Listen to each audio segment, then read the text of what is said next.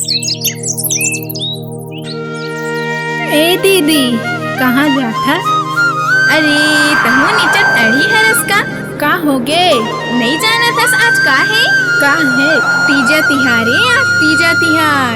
अच्छा, आज भोलेनाथ और गौरी माता की पूजा करना है नंदिया बैला साथ। अच्छा। तहु तैयार हो, जल्दी चल चल चल चल। हाँ ठीक है, चल।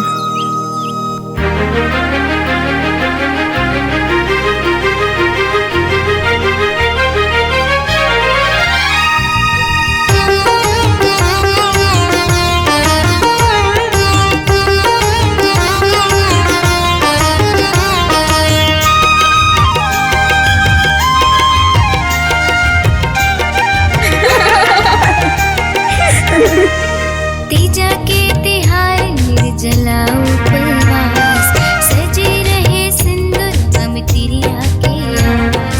तीजा के तिहार निर्जला उपवास, सजे रहे सिंदूर हम तिरिया के आस। महुआ बिलपत्री शिव जी संग गौरी, महुआ बिलपत्री शिव जी संग गौरी के पूजा करबो आज। संग सजना के मिले मोला प्यार, हंसी खुशी रहे घर परिवार।